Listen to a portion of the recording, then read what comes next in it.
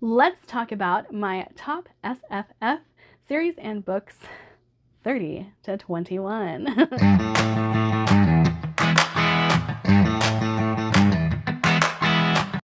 All right, guys, we are at the meat of this list. These are the books that I don't stop talking about. These are the ones that absolutely either hit me in the feels, pulled me in with their plot, love their characters, all sorts of different reasons for me to love these, but I love them. I adore them.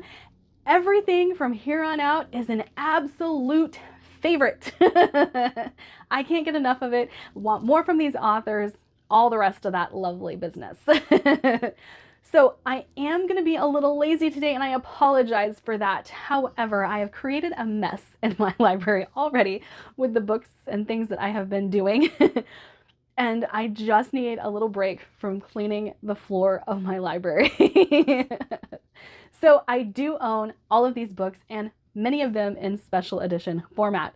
So if I own a special edition format of it, I will try to post the image of the special edition and that way you guys can see what editions I own and everything like that. But let's go ahead and talk about these books. Coming in at number 30, we have Night Angel by Brent Weeks. You guys have seen my lovely solid black edition of this series, and I love it. I love Durzo Blint. I just love everything about these books, my little assassin. And this is how I got my start in assassin fantasy. I actually had only read one other fantasy book at this point, like legitimate fantasy. I've read like Harry Potter and Percy Jackson and things like that. But actual dark fantasy, I had my introduction with Anthony Ryan, and then I found Brent Weeks, and I thought I'd hit the jackpot of all jackpots of genres. Not untrue. But I love the Night Angel series. It is one that I really want to reread because, like I said, it's one of the first fantasy series I ever read. I do have them listed as unread on my Goodreads because I had planned to reread the series, and by the time I realized that I never said that I had read them, I was planning on rereading them anyway. So, long story short, I gave this series, I think across the board 4 stars, but upon reread, I think I would like them more. And I want to read Night Angel Nemesis. This is a series that I read years and years and years and years ago and still sticks in my mind. So I do think that upon reread, they would be 5 stars, like I said. Okay, and then we have Stephen R. Lawhead's King Raven trilogy. I love this trilogy, and I've talked to a couple people into it who were like, you're weird. And I'm like, I know. But this is a reimagining of Robin Hood, and I love Robin Hood. I do get that our main character is not the heroic hero that Robin Hood is. I get that he is a little morally gray. I understand that. I like morally gray characters though. So I fell in love with this. This is historical fantasy. And it is set at a time in history that I can't remember because it's been so long since I've read them, but it is a Robin Hood retelling. We have the main players, and you will notice that as you move along in the story because the names of the books, obviously. But I really, really love this trilogy, and I wish more people would read it, especially if you're a Grimdark reader. Just pick it up. Do me a favor and pick it up. Then I have to kind of talk about these next 2 books in tandem because they're the ones that started this whole fantasy romance thing. They're the ones that got me on this kick of needing romance that had a good fantasy plot and fantasy that had a good romance plot. Pretty much. But that would be The Undertaking of Heart and Mercy and A Strange and Stubborn Endurance. Now, The Undertaking of Heart and Mercy is kind of like a zombie fantasy, portal fantasy. It has a lot going on in it. And I love the fantasy portion just as much as I love the romance portion. I guess part of it would actually kind of be sci-fi as opposed to fantasy. Anyway, we have an Undertaker who is trying to stop these bodies from being raised, and it's a condition that is spreading across the land that bodies that are not properly put to rest come alive again. They figured out how to put them down, and then we have Hart, who is a bounty hunter who goes hunting for these raised bodies to bring them back to Mercy so she can put them down. Sorry, I got an emergency alert on my phone, and so I'm not sure where I stopped. I think I was talking about Hart being a bounty hunter, and he takes the bodies to Mercy to put down correctly, and they don't like each other. They kind of butt heads because they have assumptions about each other as opposed to like an enemies to lovers, but they start sending letters to each other unbeknownst to either one of them, and a lot of heartfelt things are said, and they decide to meet only to find out it's their person that they really don't like. So not really enemies, but close enough. Rivals. So then we have A Strange and Stubborn Endurance, and this is a epic fantasy plot that happens to have a romance in it, and the romance does take center part in parts of the book, but then doesn't take center stage in other parts of the book. The fantasy takes over. It's also very dark. So check trigger warnings if you're going to read this, but it has one of the most beautiful stories of healing from trauma I've ever read. And you guys know I love my trauma babies. I do know that there's a follow-up to this. I have not read it yet. I really want to.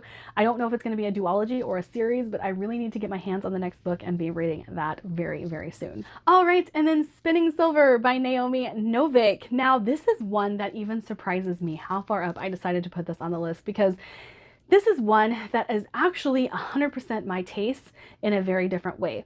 It has very gothic writing. It's very beautiful, very atmospheric. There are creepy things that are happening along the way in regards to the Fae King that is after our main character. And I do think it has a lot of Fae elements that I love, a lot of gothic elements that I love. And then it's about these three women who are trying to find their place in a man-driven world. And they are successful, and they have heartaches, they have hard times, they have things to overcome, but they are out doing their thing for themselves, for their families, and succeeding. And I really, really love that about this story. Okay, so this one comes in kind of low because it's not finished. So let me just say something. You guys are gonna see, yes, I have put a special edition up of this. Now I'm gonna turn you around. We're gonna stand up for just a second. Okay. Do you see that? That right there is Kvothe. So do I love The Name of the Wind? Yes, I do. I love Kvothe as a character.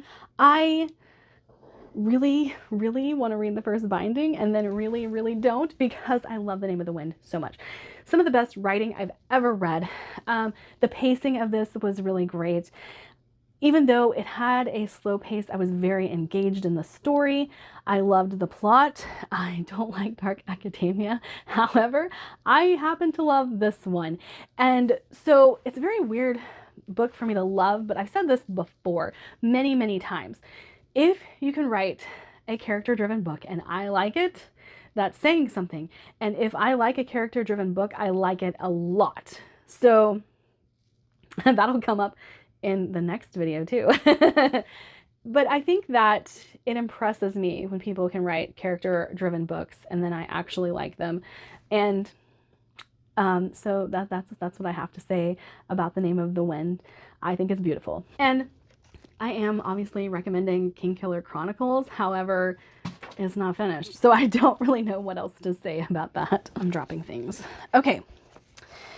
Next, we have the Founders Trilogy right here. You see it. I do not own the third book. I've been meaning to buy it for a while and just haven't done it. But we have Foundry Side, Shorefall, and I have forgotten the third book's name.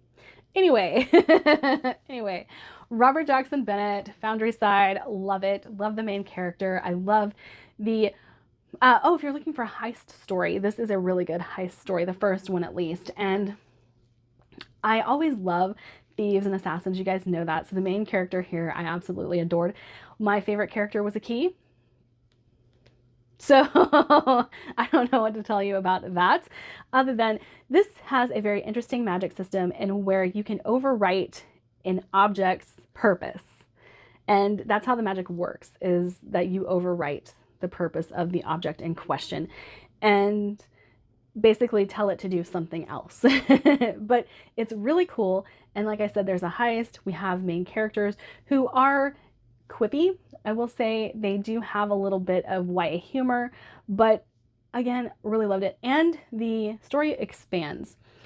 And then in the final book, which I will post a picture of because obviously I can't think of the name of it right now. In the final book, it turns into a story that is quite endearing and heartbreaking and kind of spans a long length of time for the short amount of pages that we've got over here. And I really enjoyed it. Next would be another from right back here. There. Age of Uprising by R.S. Ford, Engines of Empire, Engines of Chaos. Obviously the third book has not yet released, but I absolutely love this series. I've talked about religion being a thing that I look for in fantasy because I do think it is a realistic way to set a war. Things people still go to war over. People are still going to war over religion. But religion and magic clash in this series, and I think it's really fun. Fun. It's kind of dark, but not like super dark, but it has its moments. Yet I absolutely love how this centers a family, and the family is what the POVs are. So you have a matriarch, you have a daughter and her you have her daughter and her two sons that set the stage for this, and they are all in different parts of the world working on different things. And the matriarch is trying to get her kids back home so they can fight this war that's coming. So that's essentially that series, and I absolutely love it. Next would be The Graven by Essa Hansen. Now, yes, I do still have to read the third book in this series as well.